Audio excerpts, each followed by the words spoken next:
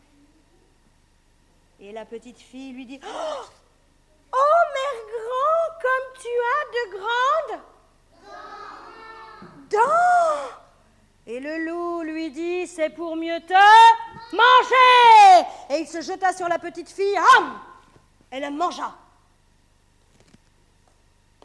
L'histoire de Charles Perrault s'arrête là.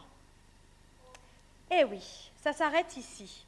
Ce sont les frères Grimm qui ont continué cette histoire parce qu'ils trouvaient que c'était trop triste qu'elle se termine là. Alors moi, je vous propose de continuer l'histoire avec la version, cette fois-ci, des frères Grimm. Une fois que le loup a mangé les deux, il s'endormit dans le lit de la mère Grand car il était très fatigué d'avoir mangé le petit chaperon rouge et la mère Grand.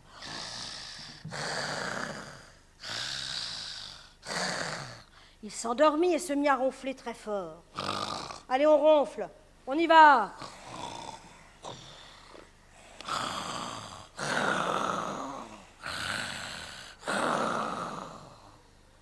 Ce jour-là, il y avait dans la forêt un chasseur. Vous savez faire le chasseur avec le fusil? Le chasseur. Avec un fusil, qui cherchait le loup dans la forêt, mais qui ne l'avait pas encore trouvé. Il arriva devant la maison de la mère Grand et il a entendu le loup ronfler. Il se dit, mon Dieu, la mère Grand ronfle toujours bien un peu, mais pas autant que ça. C'est très bizarre, on dirait qu'il y a une bête chez la mère Grand. Le chasseur poussa la porte et entra dans la maison. Et là, il chercha Mère Grand partout. Mère Grand, mais où est passée Mère Grand? Mère Grand a disparu.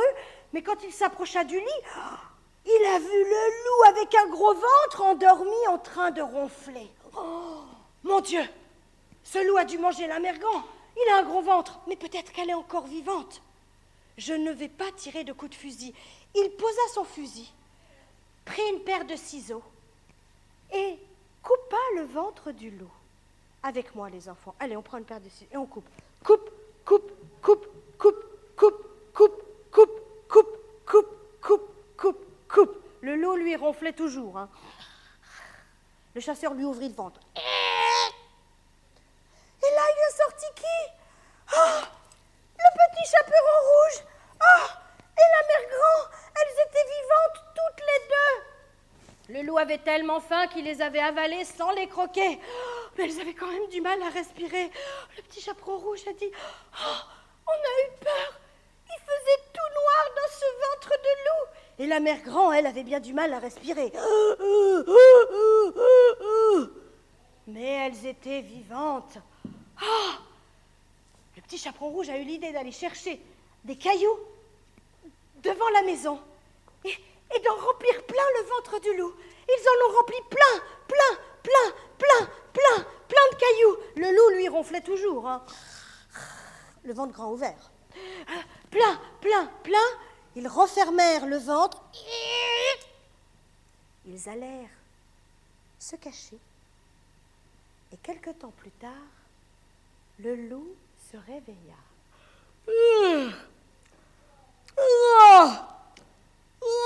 J'ai bien dormi. Je vais rentrer chez moi maintenant,